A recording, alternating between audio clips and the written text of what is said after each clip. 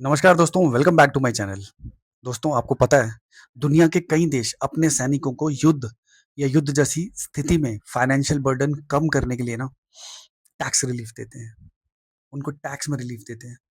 And Bharat में war हो या पीस, हर सैनिक को इनकम टैक्स भरना ही पड़ता है, चाहे किसी भी सिचुएशन में हो। तो मेरी बात को ध्यान से सुनना एंड समझने की कोशिश करना, और समझाने के लिए मैं कुछ एग्जांपल्स दूंगा, तो आपको बेटर बेटर समझ में आ जाएगा। तो बात यह है कि 7 मई 2025 को भारत अटैक करता है पाकिस्तान पे for the sake of Pahalgam. हमारे 28 भाइयों को जो पाकिस्तान के मिलिटेंट्स ने बेरहमी से मारा था, भारत उसका बदला लेता है। 7 मई 2025 को अटैक करता है पाकिस्तान पे। उनके आतंकी ठिकाने तबाह कर दिए जाते हैं, उनके एयर बेसिस को तबाह कर दिया जाता है। पर उस महीने भी भारत के हर सैनिक ने टैक्स भरा in the state of war. 2017 Doklam China के साथ 73 डेज तक युद्ध जैसी स्थिति थी। गुत्थम गुत्था हो रहे थे सैनिक, चाइनीज सैनिक और भारतीय सैनिक आपस में। कितने घायल हुए सब पता है आपको।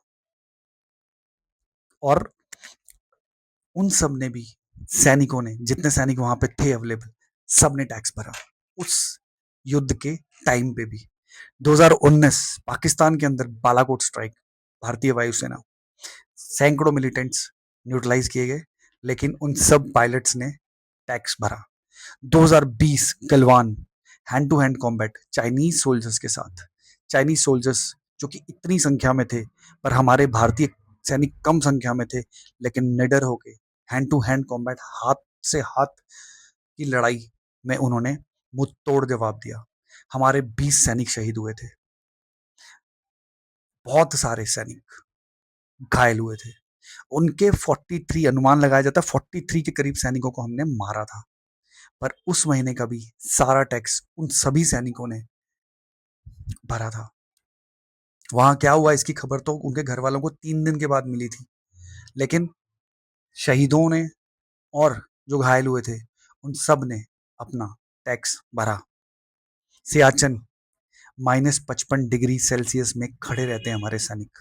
ये देश की सेवा करते हैं और कुछ नहीं बोलते हैं, चुपचाप अपनी ड्यूटी करते हैं। ठीक है, कई सैनिक तो आपको पता है सर्वाइव ही नहीं कर पाते।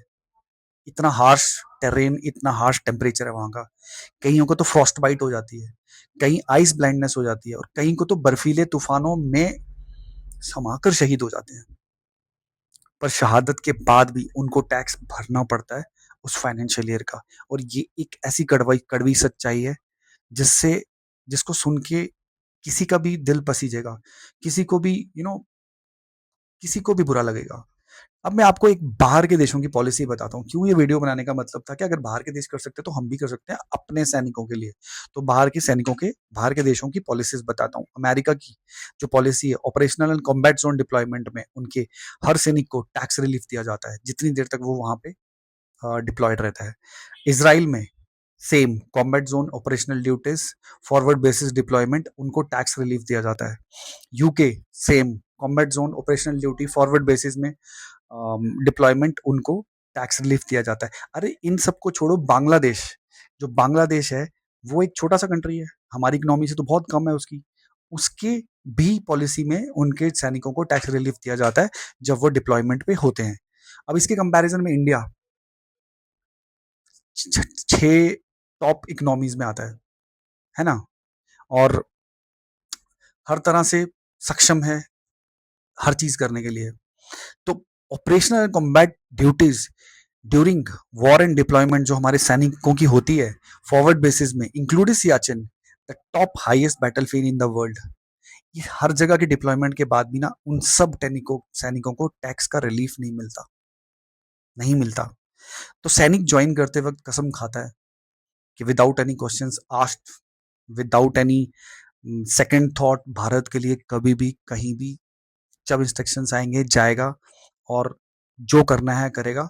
शहीद भी हो जाते हैं। हमको गर्व है, एक्चुअली हमें गर्व है, हमारे सैनिकों को गर्व है कि जितने भी बार भी हमने इतना मुंह तोड़ जवाब दिया पाकिस्तान को और अपने दुश्मनों को, हमको बहुत गर्व है। पर एक बात ये भी सच है कि गर्व और जिम्मेदारियां दोनों साथ में ही आती हैं। गर्व तो आपको जीने का एक उद्देश्य देता है, पर बीवी, बच्चे, माता-पिता जो घर पे हैं, उनके उनको भी तो उनका भी कुछ हक बनता है। तो गर्व और ज़िम्मेदारी साथ में ही आती है, और गर्व से तो आदमी फ़ौज की नौकरी कर लेता है, बट ज़िम्मेदारियाँ कई बार आपको तोड़ देती हैं, दैट टू फाइनेंशियल, इकोनॉमिकल ज़िम्मेदारियाँ।